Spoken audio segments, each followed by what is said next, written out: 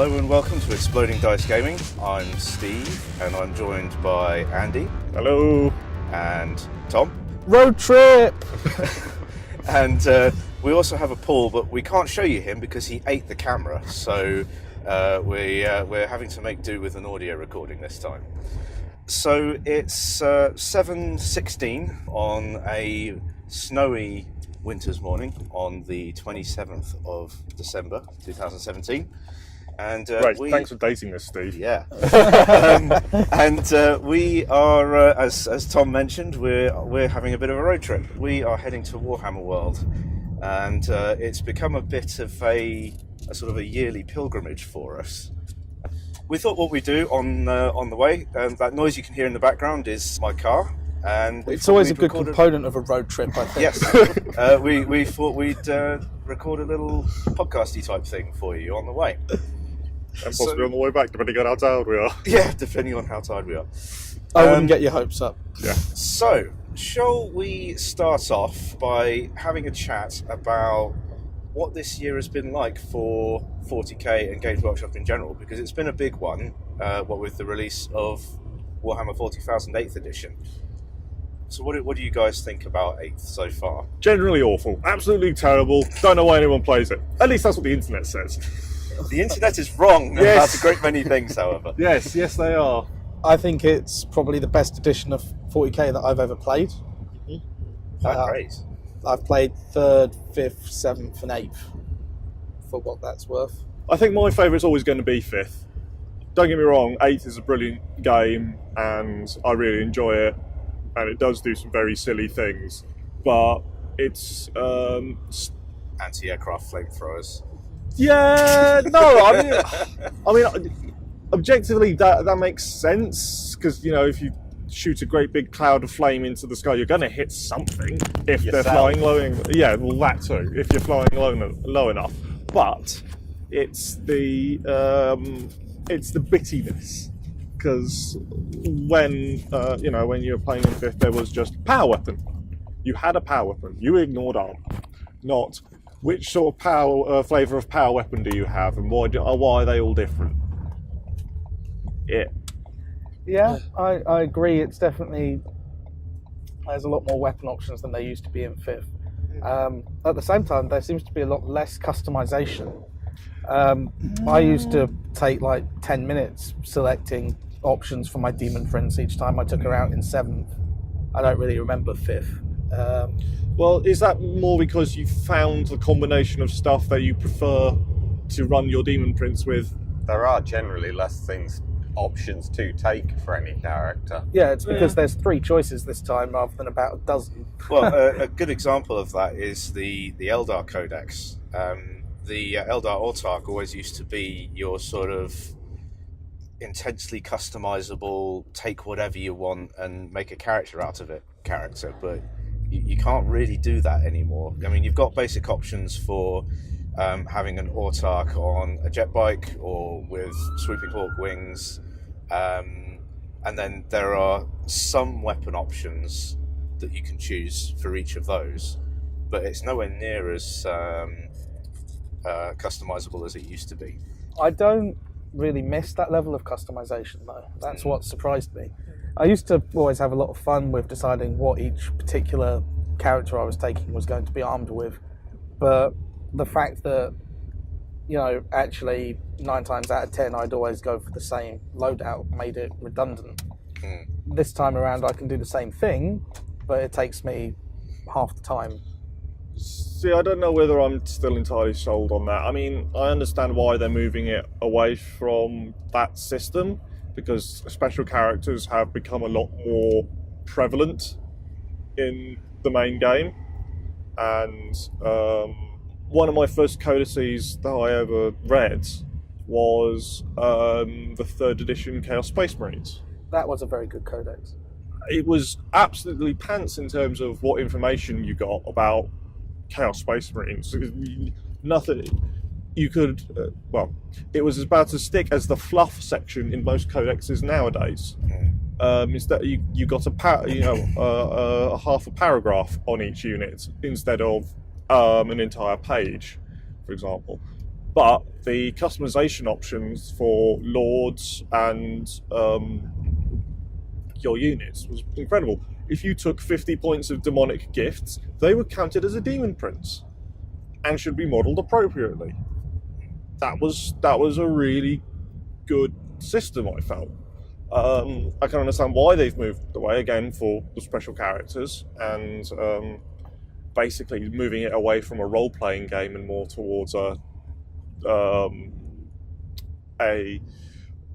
more finely tuned competitional game. But that was one of the things I really liked about Warhammer. It wasn't my characters leading the charge, and I could bring a bad another spoiler on if I said, "Do you fancy making this a bit interesting?" I am not a big fan of using the canon characters all the time. No, I mean either. I like making it my own. Yeah, I think it cheapens it if, you know, Gulliman is turning up to every battle in your local gaming store. But On both sides. Oh yeah. I don't mind using named characters every now and then, but it feels weird to me to have them pop up each time. So I'm mostly with Tom. I personally think that this is the best edition yet. The way that they've jiggered things around with the Tawoon table, and it just feels a lot simpler to me, which is nice because It's streamlined, not simple. It's streamlined. And one of the biggest complaints I think we all had about 7th edition was how ridiculously bloated it had become with all the, you know, the universal special rules that you had to keep track of, and having special rules referencing other special rules in 3 different books is never going to make for a smooth gaming experience. Paul and I were preparing to jump ship to Warpath towards the end of 7th.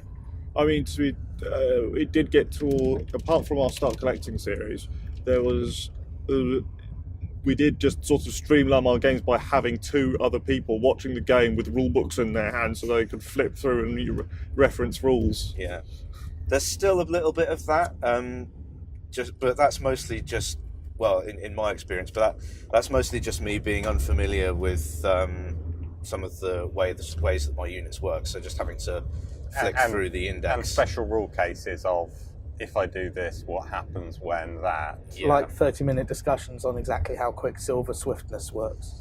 Yeah, some of the rules have been. There's a very specific wording in 8th, and the problem I won't say it's a problem, but it's an issue that they sort of need to resolve quite soon. We should also probably note that we cheerfully ignore the bits of chapter approved we don't agree with, like the ridiculous character targeting thing that means that 5 guys completely out of line of sight can stop somebody shooting a lieutenant standing in the open. Yeah, that's dumb. 5 chaps in the bunker do not shield the lieutenant in the field. Yes, exactly. There's a few. The wording issue, I think they need to sort of work out what they want to do with it, because they have a very specific way of wording things, which leads to errors in interpretation, and oftentimes people read how we read it, which is the common sense point of view, and then you look at it again and they go, wait, do they mean this other quite stupid thing? Yeah, it's like the Mordian Imperial Guard tactic or trait, which was +1 to Overwatch. But so you know what that means. It means they want to be hitting on 5s and 6s in Overwatch. But then you read the rulebook, and the way the original Overwatch rule was written, it didn't work that way. They just don't seem to have a lot of consistency. No. Well, probably it's defining a language in terms. And when you're writing something like that, you do need to have a way. You've established a way of saying things to say what you mean. If you put things in woolly phrases, then people can reinterpret them to say what they want them to say. Yeah. Well, the thing is that they haven't done woolly phrasing. They've done a very specific phrasing in a very odd way. I say, it's not a consistent Yeah. mode of phrasing. So Yes, you can't okay, say yes. that it's the same as the last rule because it's just now applying to somebody else. So it means this because we know that. Yeah, there was no reason why they couldn't have, for instance, put the Mordian trait as being units with this trait hit on 5s and 6s in Overwatch. There was no reason to write it any other way. Yeah. I mean, all that being said, one of the things I like about 8th is, to me anyway, the armies feel like they perform the way that they should perform. Yeah. I feel like they've gone to quite a bit of effort in order to make it so that things work on the tabletop as you'd expect them to, based on their fluff, with the possible exception of the demon summoning tactic, which is utter rubbish, and I really hope that changes when they release the new codex. But overall, I think they've done a pretty good job with that. And the fact that the way that they've written demon summoning really just doesn't sort of work in matched play. No, it because really you also doesn't. have to work out its power level. I guess the idea is you intentionally leave points out of your army, and that I suppose the idea is to give you some flexibility. Yeah. But the problem is you're almost always better off just putting everything down on the table. The only real advantage that summoning gives you at the moment is the ability to maybe summon a unit further up the table than your deployment zone. And, 4th turn deep striking. Yeah. If you survive that long. If you survive that long, and if you roll well enough to bring on the unit you want to bring on. So you can't really rely on it. Unlike with units like with Terminators, for example, that they can just deep strike. I feel like it doesn't quite really work that well. We haven't really had a chance to play around with summoning rules yet, but my feeling on it is that from looking at it on paper anyway, the only thing they really need to change is that it needs to work like any other type of deep striking. So you can bring them on anywhere on the table more than 9 inches away from an opponent, because the ability to make your army up on the fly is pretty huge if you've got a big collection of models to pick from. And word bearers, which are basically my legion anyway, for one command point, the ability to re-roll any of the 3 dice that I want to means that actually I'm quite likely to get some of those bigger units. Not the HQ choices, like the 17 or 18 power level guys, but enough. I think it could be viable, but I'm absolutely certain that they will change it when the Demon Codex drops. Because they've been very good about patching up holes in other codices as they've come out. So. Yeah, that's the other thing. I feel like Games Workshop in general has kind of turned a bit of a corner. I really feel like they've made a massive effort to engage with their community, so much more than they used to. I think they've allowed themselves to laugh at themselves. Yes, it's not super serious all the time. That's exactly it. They've gone back. Well, it's we're into the gamer part of the cycle, and hopefully the cycle is now broken, because it's now gamers who just love the hobby and the cool stuff that they make, running the company instead of a guy from a meat packing factory. Exactly, and I think that is the key to it, is the fact that they can see the funny side in what they do. I mean, ultimately, we are playing with toy soldiers. You can dress it up however you like, but that is the crux of what this is. And being able to see the funny side of that, I think, is important. And just listen to the feedback that your community is giving you. I think one of the big issues that Games Workshop had in the past was they obviously had a very specific way that they wanted to conduct themselves, and a very specific vision of what they wanted to bring about. It was the towing to the line of "we are the premier miniatures company in the world," which they kind of are. I think the arrogance came from the upper management, where they were like, we are going to project the aura of we are the best miniatures company in the world, and there are no others, and therefore you are going to take our plastic crack. Do you know what I think really helped puncture that? I read one of the trade magazines recently, and the top 10 performing miniatures games, the top 3 went X-Wing, Star Wars Armada, Warhammer 40,000. They are not the top miniatures company in the world by gross profit anymore. No, the problem is that if you're counting Fantasy Flight in that, Fantasy Flight have got such a breadth of product range that if they went purely on the miniatures part of the business, I suspect that they wouldn't be in. That's what I'm saying. X-Wing and Star Wars Armada outperformed, both of them individually outperformed 40k in terms of gross sales. I feel like, having played both games, I feel like the part of the reason for that is there is a lower barrier to entry with those games. Yeah. I mean, they're much. And then you just go and buy everything. Yeah. And you don't have to sit down and do the modelling aspect of it at all, and I guess that's it's a very granular tournament scene as well. It's very easy to talk about X-Wing and Armada, though I haven't really been looking at the Armada tournament scene for casting and discussion panels and online, because everything is quite easy to understand. I've got Darth Vader's tie with this missile loadout. Oh, that means you can do this, this, and this. That's interesting. And with a very small set of parameters. Whereas with 40k, there is a huge number of variables.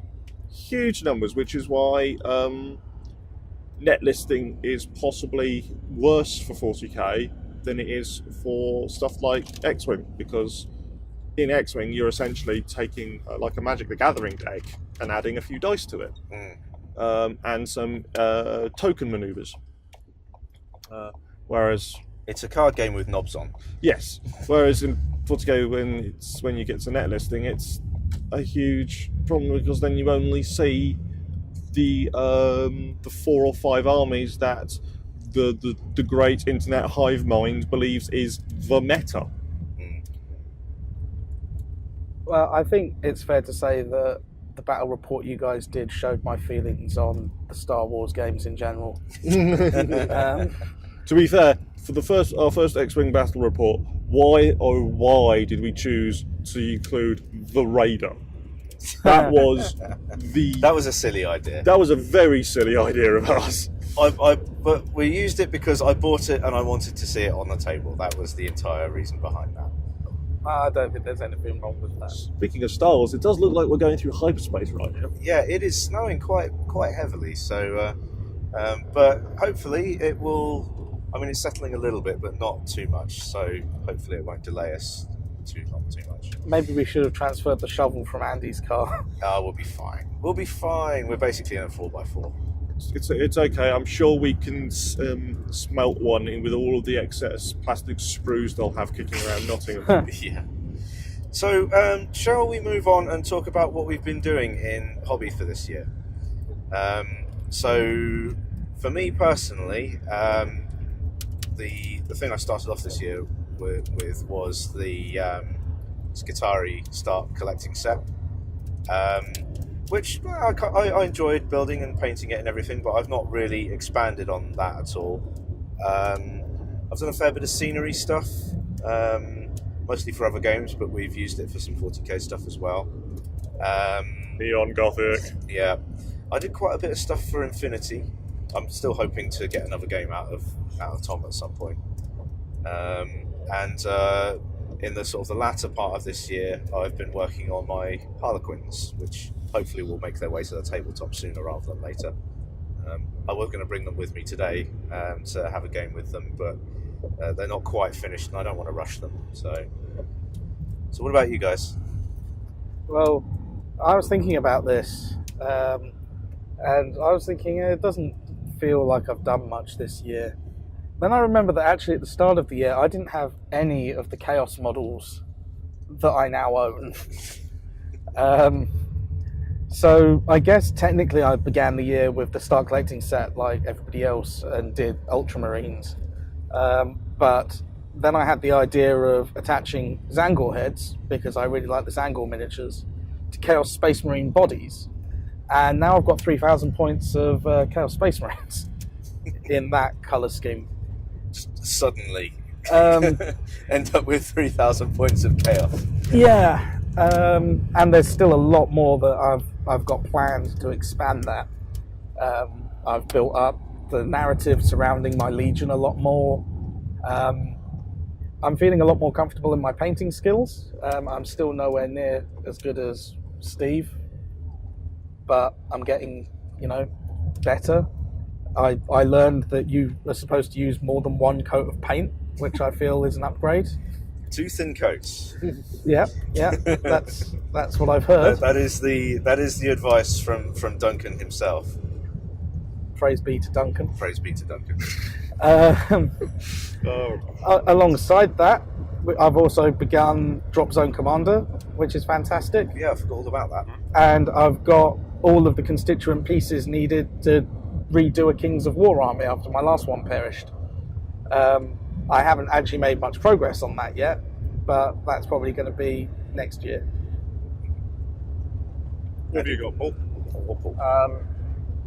Started with the Start Collecting Eldar, which I've got another box of, and now they're sat on the shelf waiting for me to pick them up again.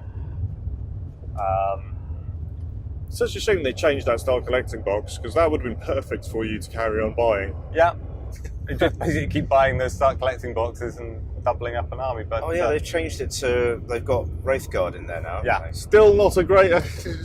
Still not a good Start Collecting set. Yeah, they need Dire Avengers or Guardians properly in there, and Anyway.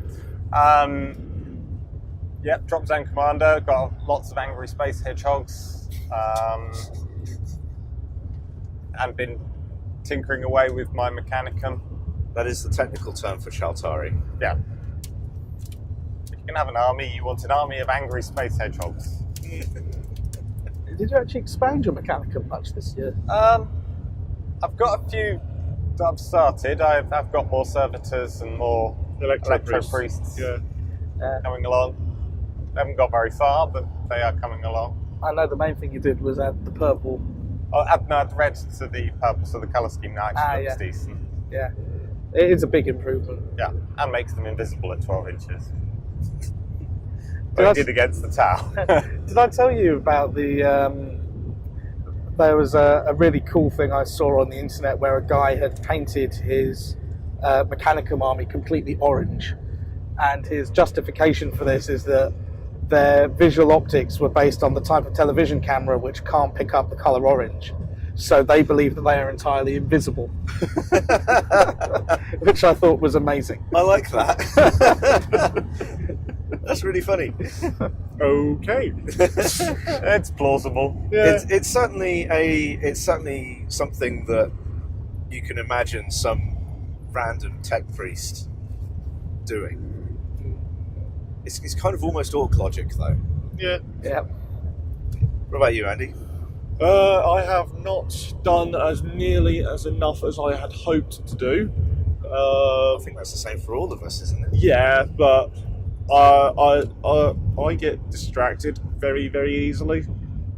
Ooh, shinies. Yeah, pretty much. It's like the Imperial Fists are still not finished. I've got nearly 5,000 points of them now, and there's always they're at a sort of what I would call a tabletop standard, most of them at least. It's getting them to a standard that I am happy to say, yeah, I can leave these now for a few years and then maybe revisit when I've learned a little bit more about painting. Other than that, I again Drop Zone Commander, which I was just like, I'm going to paint these models that I've had for 3 years and then force someone to play with me just to see what the game's like, and suddenly all of you have bigger forces than I do. It's a good game. I've really enjoyed it. Yeah, because I still don't have anything beyond the starter box. Because every single time I've gone, you know what, I should probably go and buy some bits. There's been more news about Drop Zone 2, and then it's a case of, well, I might hang on a little bit longer, just wait until the new starter set drops, because then I can get expansions for both of the forces I know I have, and the new rule book. But anyway, I've been doing a lot of terrain work this year. I've started the brand new Chaos Army, which I came up with about 30 minutes after I gave away my old Chaos Army to Mike. Derp. No, well, it's not even a derp. I could have tried to make it work with those models, but I would never have been happy with the way they looked. Yeah, it's a very different aesthetic you're going for this time. What else have I done? Not a lot, to be honest. Yeah, it's mostly been trying to make terrain so our battlefields look a little bit more interesting than the same old sector Imperialis ruins in grey. Which I will end up finishing painting at some point. I did make my first ever piece of terrain this year. It was by far the most miserable modelling experience I have ever had. Oh, but that was the what is it? The Age of Sigmar bit. The Age of Sigmar thing. The Oculum. The Oculum, yeah.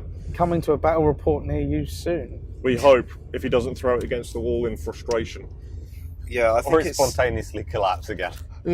I'm looking at how badly formed some of those parts were. I'm surprised you actually managed to get it to stay together.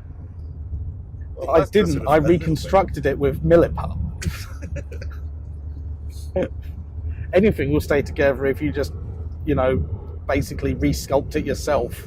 Yeah, I think that was a choice that they made that made sense from a business point of view to get all of this brand new Age of Sigmar stuff made as cheaply as possible, as quickly as possible, for all of the sundry accessories and stuff that I think they might revisit in a couple of years. I'm not buying any more terrain from that line. Full stop. Well, maybe if they were to redo the molds and do it in Nottingham instead of China, maybe, but we'd have to get some good news about that before. Yeah. It's strange, isn't it? Because there is a very distinct difference between between some of that Age of Sigmar stuff and some of the newer 40k stuff as well, and the Sector Imperialis stuff, which I find is pretty good. I mean, I like how modular it is, but there is a massive difference in quality. Just the fact that thing just wouldn't. The pieces physically didn't fit together properly. They didn't match up. Yeah. Which is it's pretty bad. Yeah, I mean, potentially I should have taken it back to the store for a refund. I'm sure Dan would have taken pity on me. Probably. But I'm a stubborn idiot when I want to be, and I wanted to get it made. Yeah. So I made it. But I do feel like I could have bought two pieces from another manufacturer for the cost of that one poor piece. Speaking of terrain that we've built and haven't finished, how's your control tower coming along, Andy? Shut up, Steve. Shut up, Steve. Andy, no, he's driving us.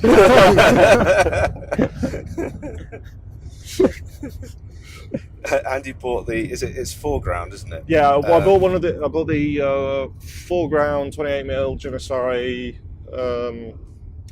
or Janissai, well, however you're supposed to pronounce their sci-fi Fringe World kit. Salute this year. I got it simply because it was a £80 kit that I got for 23 quid in like the last 10 minutes of the show. So it was, yeah, how could I not buy that. It's a What great. could possibly go wrong? What could possibly go wrong other than it being the most fiddly, mind-numbingly dull build I've ever done?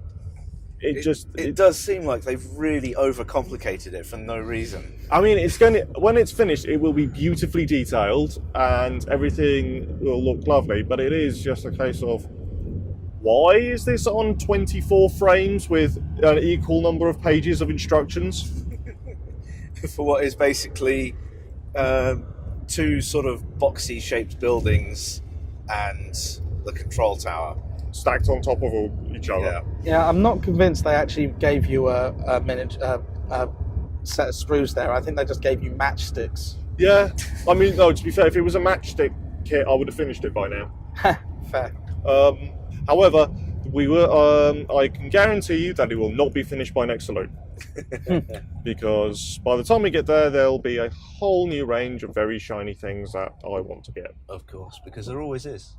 Well, Tabletop Combat have just, or TT Combat, I assume it means Tabletop Combat, have just announced that they are taking production of Drop Zone, the Drop Zone range from Hawk, so that David, the writer, can actually, do the thing he likes and write the game instead of panicking about making the game. And to support this new endeavour, they are bringing out a large range of 10mm scale terrain, which I suspect that's where most of my salute money is going to end up going. That'll be next year's project then. No, it's TT Combat. That stuff goes together in like an hour. Yeah. Well, yeah. They're really nice kits, really simple, but with a little bit of paint and maybe some spare bits from your bits box. They look really good. Whereas foreground always looks good. You never need to paint them, but they take forever.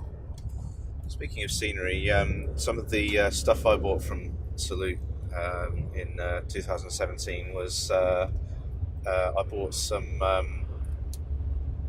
laser cut MDF scenery from a small company called Art of War Studios, and I saw that they had they posted on it was on some forum on Facebook saying that they were going to be at Salute, and that they were releasing a new line of sci-fi themed buildings.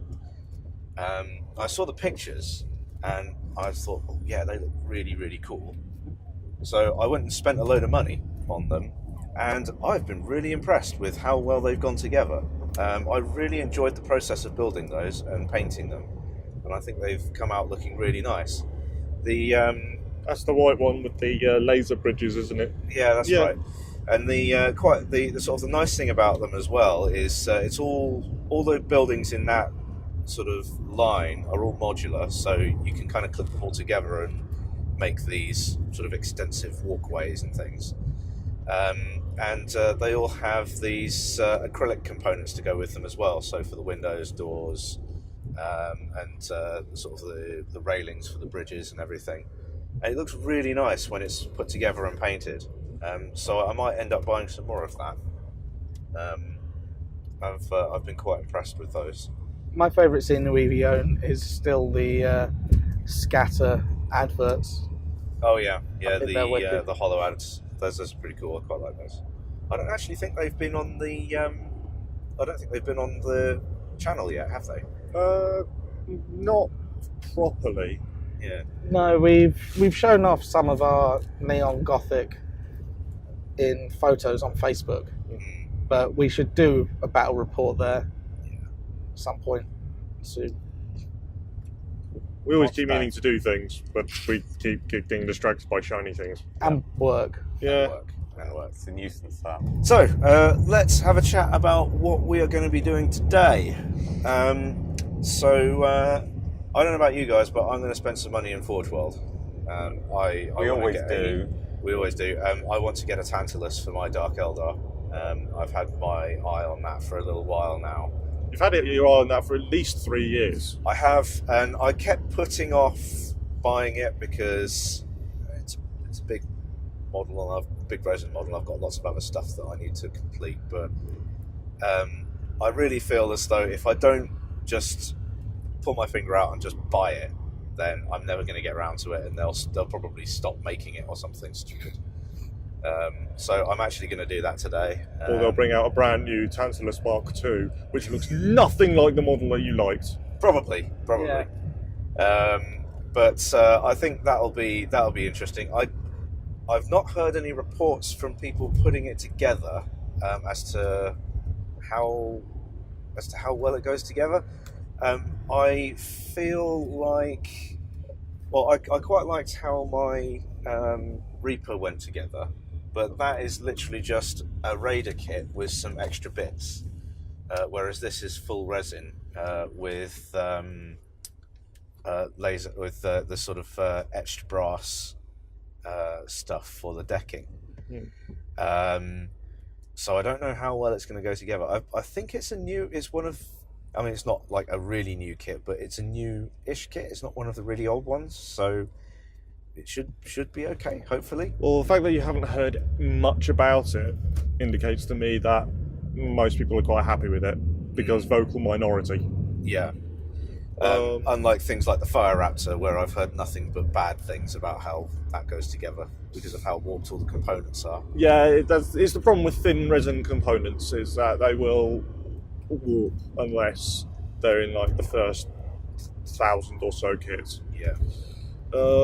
So that's what I'm hoping to get from Forge World, and then hopefully, if we get there in time, we'll be having a game on one of the tables. Hopefully, if we get there in time, we'll be having breakfast.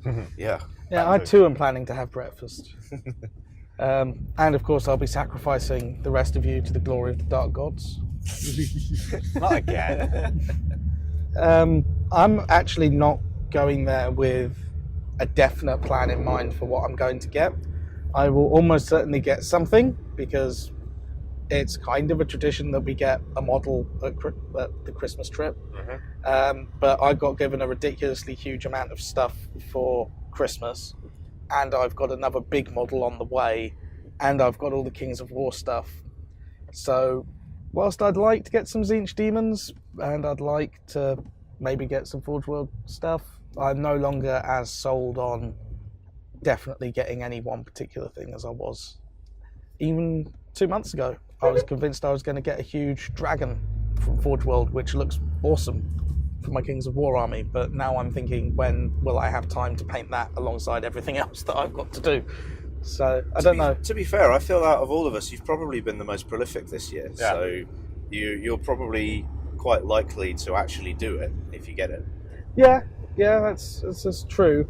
I have used painting as a stress relief outlet, which probably says quite a lot about how other things have gone this year.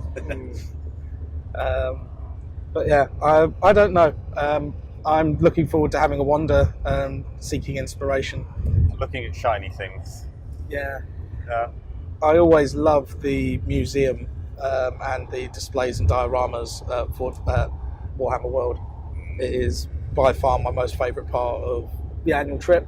Yeah. So I'll probably hold off making any purchase decisions until after I've been round and soaked all that in. I think I'm as I said last year, I think I'm going to go for a knight this year. Which one, though? I'm thinking one of the Lancer variants, because they're different. Yep. You're not going to go for the Titan Hunter then? No, I'm horribly tempted, but it is twice as expensive. Yeah. And I'm not that tempted. I mean, you have a knight. Steve, if he got his tower out, would have a broadside. I don't think it's justified, really. You've got 4 knights already. I've got 4 already, yeah. It's never justified, but it's only in that context. But you know, I want to stand a fighting chance of using it. You need to finish your baronial core. Yeah, so yes, I will look at the Lancer variants and decide which one I think is the most suitable for the Mechanicum. I think any of them could be suitable. All are suitable. It's which one is most suitable. Yeah. What's the? There is one that's kind of. It looks like it's specifically Mechanica. Is it the Strix or something like that? Oh, there are a couple of the. It's got some massive rad cleanser thing. Yeah, there's a couple of variants like that on the standard night form. Yeah. That's what I've got four of them. That's why I was looking to go for one of the Lancers, the great lanky things. Mm. Just for a change of scenery, basically. I only have half a plan this year. I know I am definitely getting the Khitan Ravager. Oh, no, is it Khitan or Khitan? I call it Khitan. I think it's the Khitan, yeah. The Khitan Ravager, because I've been saying all year that I wanted one ever since I decided on what my new Chaos Force would be. And then I can spend time making him look at least as good as my Knight, which I might go back and try and fix up a little bit more. But I also was given a load of vouchers for Christmas, so I need to decide. You're welcome. Yeah, not just from you. I need to decide what I'm going to use those on. I think I might actually look to see if I can pick up some of the cool artwork that they have for sale in the shop at Warhammer World. Oh yeah. And they've got some. If I remember rightly, they've got like a big tub of dice that you pay some money and you can have some special dice that you can't get anywhere else. We didn't see that when we went up for GT. No, we did hear about that, but we didn't see it. Yeah. So maybe we can see if we can track that down, because I'm a sucker for getting special dice. So Steve wants to go skip diving. Yeah. I've also been continually disappointed with the art prints, because there are one or two particular ones, especially the Sisters of Battle one, that I would absolutely love to have, but they never have it. Because everybody else likes it too. Yeah. Well, they seem to cycle through them, but they never ever seem to get round to redoing the Sisters art. We need cardboard Sisters of Battle. So on that note, shall we look ahead to 2018? What would you like to see? Plastic Sisters. It is getting beyond silly now. It is beyond silly about how long the Sororitas players have been waiting. It's been memed to death, I know, but it is kind of true in that we're kind of all waiting for it to happen. It's got to happen sooner or later. The old excuse of we can't produce the molds properly because female features are too delicate is obviously bollocks, because of the Eldar. because of the Eldar, the Eshers. because of the Escher gang in Necromunda that was released this year, because of the fact that they've produced Sylvaneth. Sylvaneth, and also the plastic triumvirate of the Imperium, which has Celestine in it. So there's clearly no technical reason why they can't do it. There never was a technical reason why they couldn't do it. It was they even had the old stem that nobody's buying them. Well, nobody's buying them because they're too expensive to buy, because they're not in plastic. Yeah, it's a self-fulfilling prophecy. Yeah. I think that when they do eventually decide to release Plastic Sisters, they're going to make all the money. Because everybody's going to want them. There is a lot of pent-up demand. Exactly. Wherever you go, For the first people month. are constantly asking or sort of saying that Plastic Sisters is one of the things that they would love to see. Well, it is a case of any conversation about 40k, you take long enough and eventually you get round to Sisters of Battle. Yeah. Paul's Law. Yes. But it is true though. There's a huge amount of anticipation out there, and I think the biggest problem that they'll have is actually keeping enough stock around to fulfill demand. Yeah, I suspect that after the first month and the first month after the second wave releases, they won't be able to keep stock. If you want Sisters of Battle, as soon as they're announced, pre-order them. That's it. Otherwise, you're not going to see them in shops. We had the reveal that they're doing new Nurgle demons, probably to coincide with the Demon Codex release. Yep. I'm hoping that it won't just be Nurgle, because there's a lot of other miniatures in the Demons line which could use a little bit of love. Cough, Slaanesh Fiends, cough. Yeah. But yeah. I think it's quite likely, in retrospect, that it's just going to be Nurgle demons to support the Plague Marines. Yeah.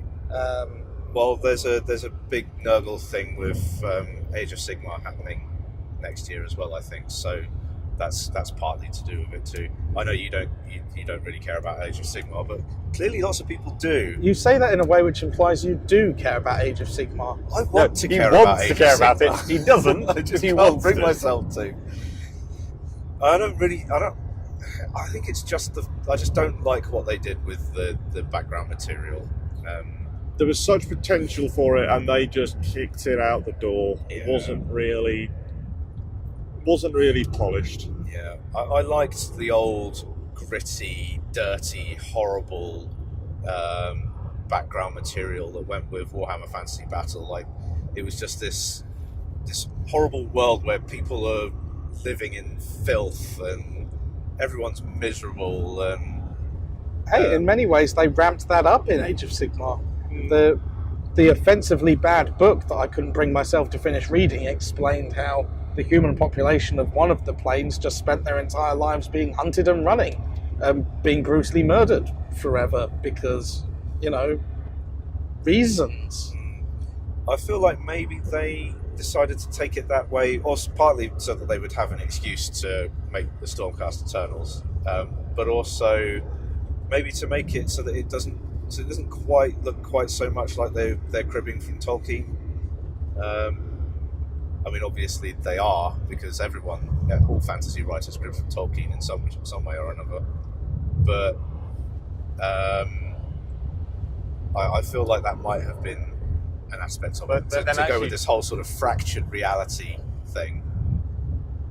But the old world wasn't really the Tolkien world. It wasn't, but if you're only sort of looking at it from kind of out the corner of your eye, then you could maybe think, it's just generic all fantasy has to look back to Tolkien as reference. Yeah. Well, I mean, both Warhammer Fantasy and 40k stole horribly from Blizzard, so... Right, I'm pulling over. I think you're showing you the rest of the way to Warhammer World, mister. Yeah, which leg would you like us to break first? So I'll see myself out, no need to slow down. Both settings. This is why we don't have any followers on YouTube, you guys. We have at least 58 followers. Speaking of the old world, in 2018, we hope the 3 new role-playing games for Games Workshop will be dropping. Ooh, yeah. We have Warhammer Fantasy Roleplay 4th edition, which is being based on 2nd and 1st edition, and not the god-awful 3rd edition that Fantasy Flight produced, which they used as a testbed for Star Wars. And there's an Age of Sigmar role-playing game coming out. I've heard nothing about how that's going to play, but I might take a look at it and see if we can sort of salvage something from that train wreck. Train wreck. Yeah. And then there's going to be a brand new 40k role-playing game called Blood and Fury, I believe. Yeah, I've heard that they're going to allow you to play as other races this time as well. Yeah, I suspect it's going to be a lot more of a lot more of a looser game than, say, Dark Heresy or any of its variants were. Well, I'm probably going to pick up at least one of those. Might pick up the Warhammer Fantasy one as well, but the 40k one is pretty much definite. even though I have every Dark Heresy first edition book and have used Most of them briefly. once. Yeah. Well, the only thing about role-playing game books is that you can just keep mining them for ideas. Yeah. Every adventure can be used for anything. It just depends on how much work you want to put into making the adventure or the splat book work with the system that you're using. Yeah, I Because mean, I'm still looking at doing a conversion of Savage Worlds for 40k. yeah, Because- I think Savage Worlds would work really well. I just feel like with 40k, more so than most settings, you really need player buy-in and for people to know the world that they're living in. or at least buy into your interpretation as the GM's world. Yeah, I mean, it's just one of those things where if you've got a group and all the players have a different idea of how the world functions, it's not going to end well for anybody. Well, that's kind of the advantage of 40k in a way, because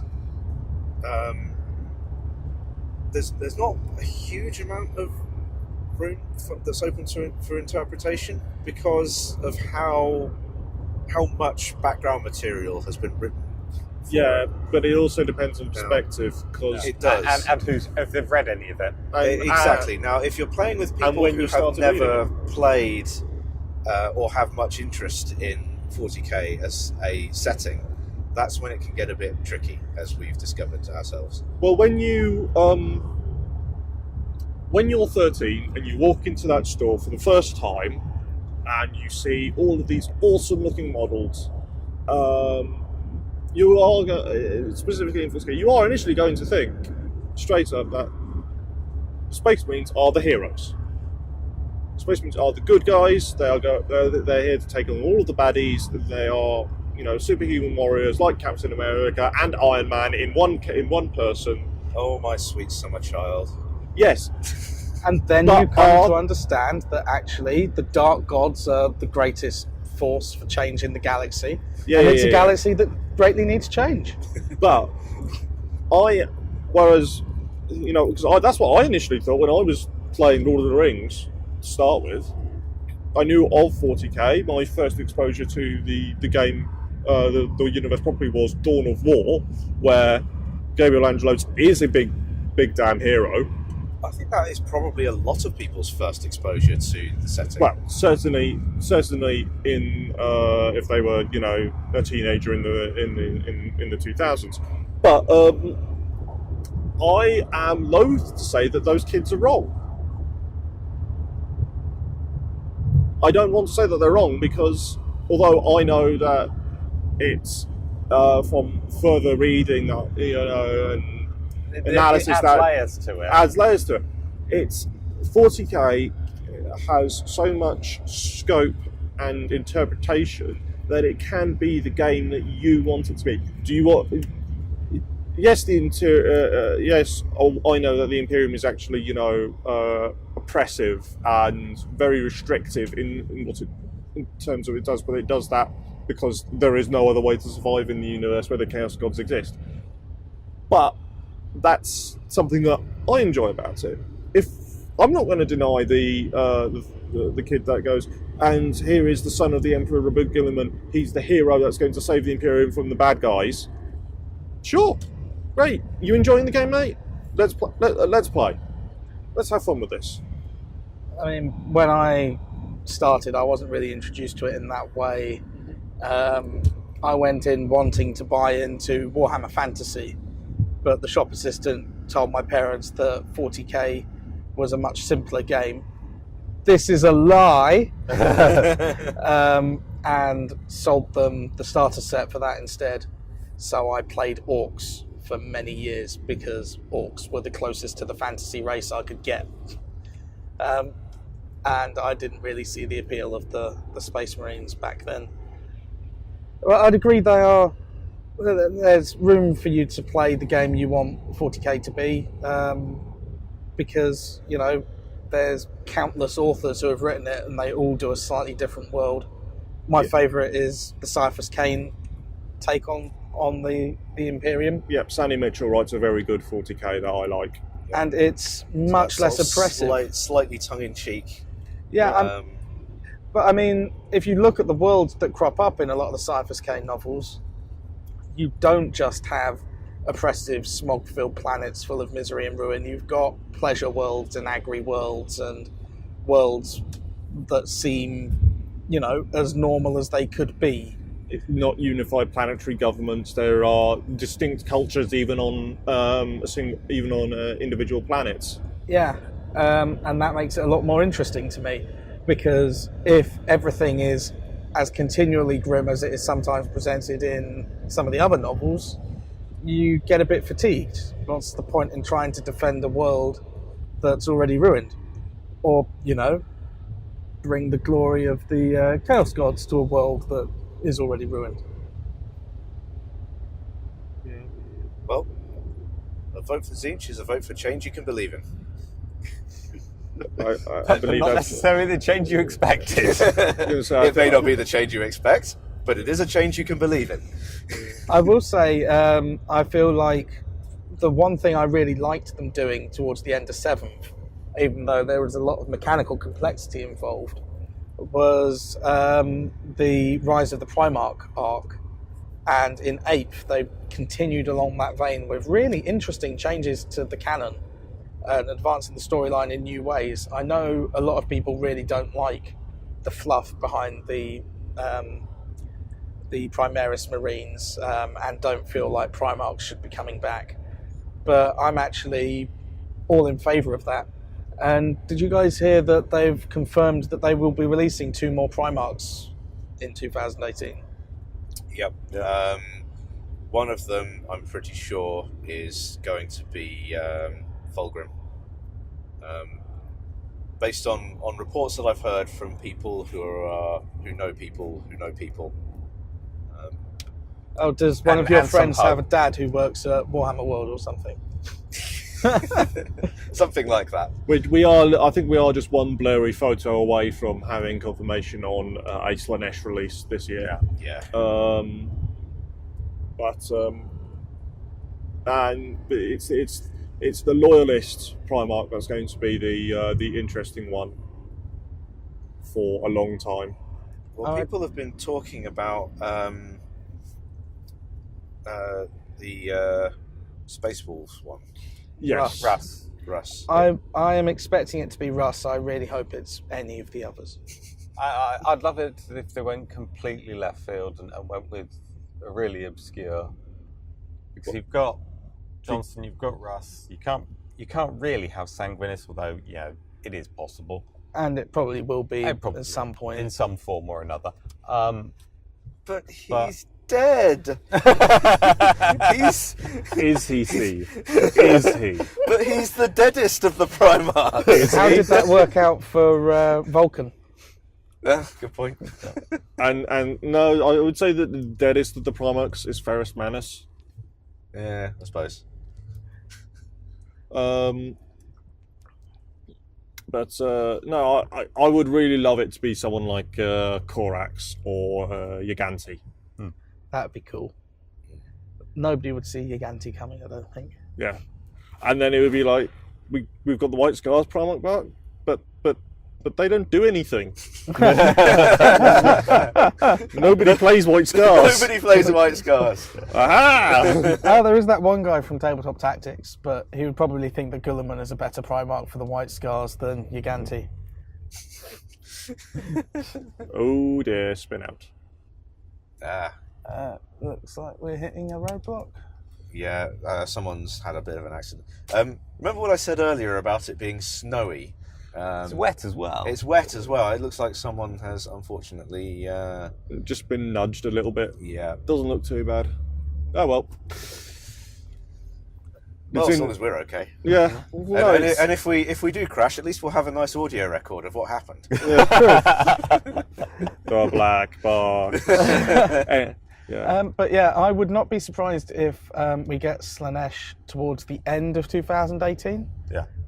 So we'd get Fulgrim, and then 2019 would be the big Age of Sigmar Slaneshi release, presumably with updated models for 40k as well. Well, I keep hearing rumours from people that that claim to have seen a plastic Keeper of Secrets. Now, obviously, rumours are rumours, should always be taken with a pinch of salt, perhaps more than a pinch in this case. But I still hold out hope that we'll be seeing some more Slanesh stuff. Yeah, I personally would love to see some plastic Emperor's Children. I think that would be really cool. Plastic noise marines do need to be a thing. Yes. Especially if they go back to their roots and give them all electric guitars. Yeah. I don't know. I kind of like the dubstep gun idea. I mean, it's been 3 years now since Age of Sigmar dropped, I think, and they kind of need to start working out what they're doing with that whole Slanesh storyline. Yeah, because that's the main reason why we haven't seen anything in the Slanesh range. It's because they haven't done that plot, and there's no point because of the crossover between the demons. There's no point in doing from a production point of view and a business point of view in doing 2 separate Slanesh releases. It's just they're going to do it all in one go. They're going to do it all in one go. It's the same reason why we've had lots of Nurgle stuff this year all over the board, because both Plague Marine, both Death Guard, and stuff for AOS. Yeah, I mean, the difficulty I have with the Nurgle stuff is that whilst I really like all the models that I've seen, and I will get some of the demons because that fits the theme of my army, I have no desire whatsoever to increase the Death Guard force that I got from Dark Imperium. Yeah. Just because the play style doesn't really interest me. The miniatures, whilst incredibly detailed, they're not a painting challenge that I would enjoy. I get that. I think they look cool, but I get the fact that for me to have a kind of a sort of a bit of a squicky reaction to them, it means that they obviously represent Death Guard. Have you touched those dice yet, Steve? The squishy dice. No, dice shouldn't squish. Are they squishy? Yes. Oh, I didn't Yeah, think they were. The blisters are. They've got soft squishy. rubber pustules. I didn't think they actually were. I thought they was just moulded plastic. No, they're squishy. Yeah, so I can safely say that I won't be picking up a Death Guard force anytime soon. Still haven't even put mine together yet. I've got too many other projects on at the moment, and other shiny things that keep distracting me. The one thing with the Death Guard, I am tempted by the Mephetic Crawler, just because it looks. Yeah, I mean, the vehicles look really Yeah. nice. They all look like what they're supposed to look like. I really like Mortarion now that I've seen him in person. It's another one of those weird ones where the official photography for... It's done no favours at all. Yeah. I think the problem is with models that detailed, you're never really gonna get photos that are gonna do them justice. I feel. I think it's also sometimes they're on crowded backgrounds, so Yeah, so the details will kind of blend in a little bit. Well, we looked at what we're looking forward to next year. What are your hobby resolutions for the new year? Well, I'm going to have 2. First one is going to be finish my Harlequins. I mean, I've been working on them for a few months now, and I'm a slow painter anyway, but I've been specifically taking my time with them because I want them to look really nice. But I do want to get them finished so that I can actually play with them at some point. So that's the first one. The second one is to finish painting that stupid Sector Imperialis scenery, which I've had for literally years. See that resolution again in 2019. reprising in 2020. Yeah. I'd like to do I'd like to build and paint the models for Warhammer Quest as well, and I'd like to actually have a game with that at some point. So Yeah, we've got a lot of the additional board games that Yeah. we just haven't played. So Yeah. we'll have that as a soft third resolution for me. So what about you guys? Well, I kind of touched on it earlier, but I've got a huge amount of stuff to expand my chaos with. But my resolution, because my chaos is at a point where I can play multiple armies in multiple different ways already. It doesn't need more stuff. I just want more stuff. So my resolution is going to be, by the end of 2018, I want a working Kings of War army. Because I enjoy playing Kings of War, and I don't currently have an army for it, even though I've got the models to build to get there. So I think I'll be definitely setting out to finish painting Magnus the Blue. Oh yeah, you've been going on him for quite a while now. Haven't Yeah, just sat there plodding away, and then I think we're just chunking through all the various things I've got. So again, as you say, board games and Necromunda sat there. yeah, I've heard new Necromunda is very, very good. Yeah. So I'd like to give that a try at some point. Or maybe if I put the models together, it'd make it easier. Traditionally, We could try moving the sprues around. yeah, difficult to fail to draw a line of sight though. Yeah. And it's which gun is firing. As a slight aside, have any of you played the new Necromunda? No. No, I know some people who've played it, but I haven't played it myself. I've not played it myself either, but I've heard that it's because Shadow War Armageddon is basically the old Necromunda, and I've heard that that Underhive is it's similar, but missing a bit of the old complexity, which is put back in again when you use the expansion book that was released at the Which same time. we will. Yeah, I don't think anybody I know who's played it has played just the base set. They use the expansion book Yeah. because they are gamers. And if you tell them you can play the beginner game or you can play the actual game, they will always play the actual game. And Andy, what are your resolutions? Well, You better have a good one since you came up with this. yeah, well, as they normally, the normal one is New Year, New Army. Now, although technically I started it in 2017 this year with my knight, which you can see pictures of on our Instagram.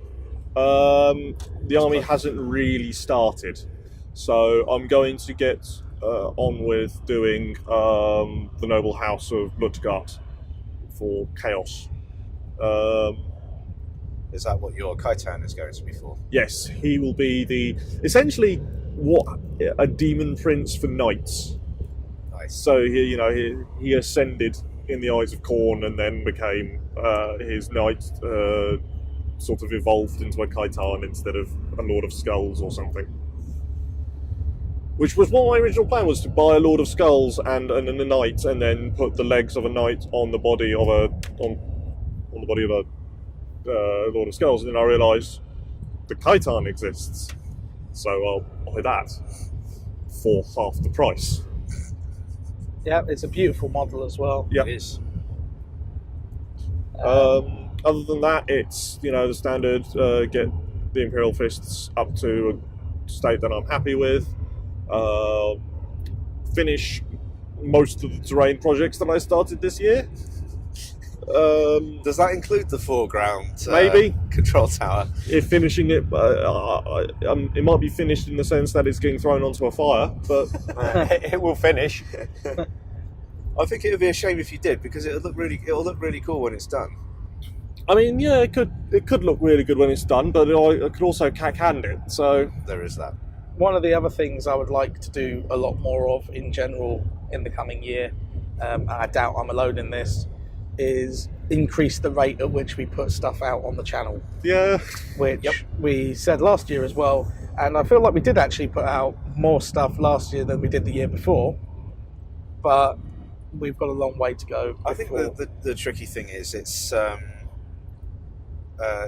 really obviously it's only really me or Andy that can edit it. well, no, Tom and- now has editing software. Oh, Yes, that's I right, did yeah, buy that's the true. editing software with the intent of being able to join in. Good stuff. But we do all have full-time jobs, So and sort of social lives outside of and other outside commitments. of that, and other commitments and stuff. Says so. you. I mean, Paul is ascending to a new form. Well, That does take time. That's a horrible pulsating. What's the word I'm looking for? Don't you feel loved? Cocoon isn't going to build itself, so one must harvest the flesh to construct such things. For anyone who's listening to this, don't go on the M6 southbound. Just saying. But anybody who's listening to this in like a week when it comes out, just avoid the M6. To be fair, avoiding the M6 is just a good idea. Good advice, yeah. So I think on that bombshell, it's probably time that we wrap this up. Well, yeah, we should wrap this up. You may hear more from us after a brief break, but depends on how badly I get owned. Andy might be very grumpy on the way home. It depends on how knackered we all are after walking around and playing in. As I said earlier, I wouldn't get your hopes up. So thanks for listening, and let us know if you like the idea of hearing more of these sort of podcasty type things, and we'll see you next time.